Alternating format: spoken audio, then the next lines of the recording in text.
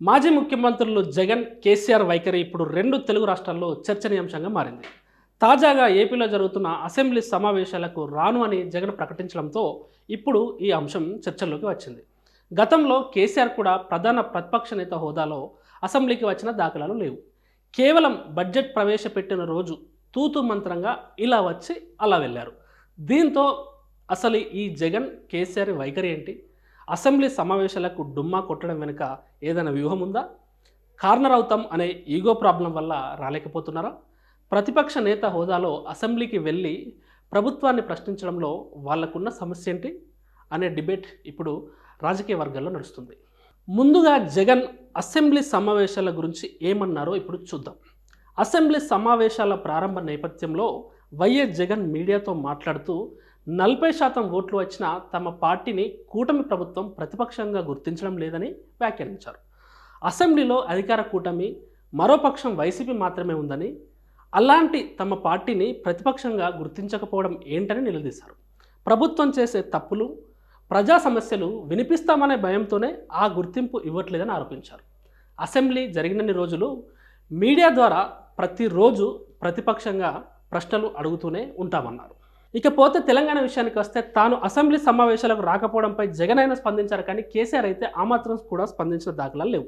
ఇప్పుడే కాదు, ఎన్నికల్లో ఓటమి అనంతరం కూడా గెలిచిన కాంగ్రెస్ పార్టీకి congratulation and all the best చెప్పడము, 10 ఏళ్ళు ముఖ్యమంత్రిగా నాకు అవకాశం ఇచ్చారు, దానికి ధన్యవాదాలు, ఇప్పుడు ప్రతిపక్ష హోదాకు పరిమితం చేశారు, పదవిలో ఉన్నా ప్రతిపక్షంలో ఉన్నా నేను మీకోసమే ఆలోచిస్తా, ప్రతిపక్ష స్థానం ఇచ్చినంత మాత్రాన నేనేం కుంగిపోను, మీ హక్కుల కోసం పోరాడతా అని చెప్తారేమో అని జనం ఎదురు చూశారు. కానీ ఇవేం జరగలేదు. పార్టీ ఓడిపోయిన రోజే సైలెంట్గా ప్రగతి భవన్ ఖాళీ చేసి కారెక్కి ఎర్రవెల్లి ఫామ్ హౌస్ వెళ్ళిపోయారు. దీంతో ప్రజలు అప్పట్లోనే ఓటమి అనంతరం కేసీఆర్ వైఖరిపై చర్చించుకున్నారు. ఇకపోతే అసెంబ్లీ సమావేశాల సందర్భంగా ప్రధాన ప్రతిపక్ష నేత హోదాలో కేసీఆర్ అసెంబ్లీకి రాకుండా డుమ్మా కొట్టడంపై బీఆర్ఎస్ నేతలను ప్రశ్నిస్తే అసలు ముఖ్యమంత్రి రేవంత్ రెడ్డిని ఎదుర్కోవడానికి కేసీఆర్ దాకా ఎందుకు, మేము చాలమా అని కేటీఆర్, హరీష్ రావు వ్యాఖ్యానించారు. సంవత్సర కాలంగా అసెంబ్లీకి రాకుండా కేసీఆర్ ప్రధాన ప్రతిపక్ష నాయకుడి బాధ్యతలు విస్మరించారనే చర్చ ఇప్పటికీ తెలంగాణలో జరుగుతూనే ఉంటుంది. అయితే ఈ ఇద్దరు మాజీ ముఖ్యమంత్రులు పదవి పోయినప్పుడే కాదు, పదవి ఉన్నప్పుడు కూడా అలాగే ప్రవర్తించారు. ఇద్దరు సీఎంలుగా ఉన్నప్పుడు కూడా తమ రాజప్రాసాదాలను దాటి బయటకు వచ్చిన దాఖలాలు చాలా చాలా తక్కువ. వారిని కలవడం కూడా మంత్రులకు, ఎమ్మెల్యేలకు కష్టసాధ్యం అన్నమాట వినిపించేది. పదవి ఉన్నప్పుడు ప్రవర్తనలో, పదవి పోయాక ఉన్న ప్రవర్తనలో దాదాపు సిట్టింగ్లందరికీ టికెట్లు కేటాయించే విషయంలో ఇప్పుడు ప్రతిపక్ష నేతగా అసెంబ్లీ రాకుండా కాలయాపన చేయడంలో ఇద్దరు మాజీ సీఎంలు ఒకేలాగా ఆలోచించారు, ఒకేలాగా అడుగులు వేశారు.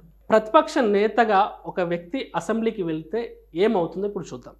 పదవిలో ఉన్నప్పుడు మాత్రమే అసెంబ్లీకి వెళ్ళి పదవి పోయాక అసెంబ్లీకి మొహం చాటేస్తే నష్టపోయేది కేవలం ఆ నాయకులే కాదు, ప్రజలు కూడా. ప్రజలు మిమ్మల్ని నమ్మి ముఖ్యమంత్రి సీటు ఇచ్చినప్పుడు ఎలా బాధ్యతగా వ్యవహరించారో ఇప్పుడు ప్రధాన ప్రతిపక్ష నేత హోదా ఇచ్చినప్పుడు అంతకన్నా ఎక్కువ బాధ్యతగా వ్యవహరించాలి.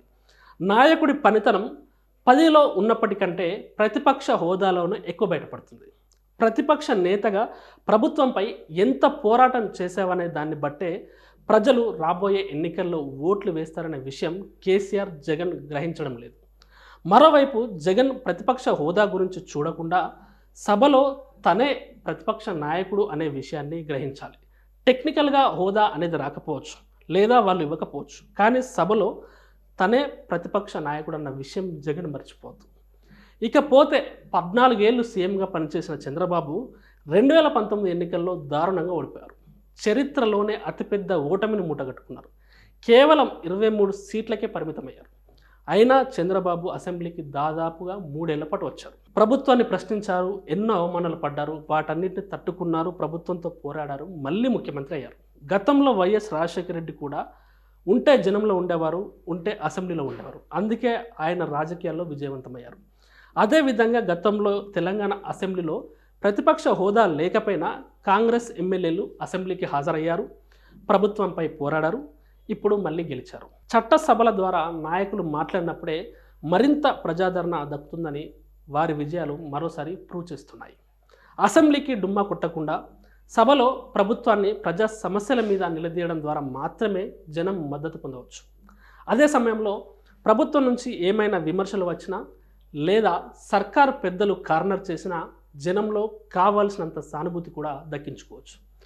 అసెంబ్లీకి డుమ్మా కొట్టకుండా ఈగోలు, భయాలు, చిన్నచూపు పక్కన పెట్టి ఇటు జగన్, అటు కేసీఆర్ ఇద్దరు అసెంబ్లీకి రావాలని, సమస్యలపై ప్రభుత్వాన్ని ప్రశ్నించాలని, సమస్యలే కేంద్రంగా తమ గొంతుగా వినిపించాలని రెండు రాష్ట్రాల తెలుగు ప్రజలు కోరుకుంటున్నారు. Please subscribe to the channel and download the Politicos app from the links in the description.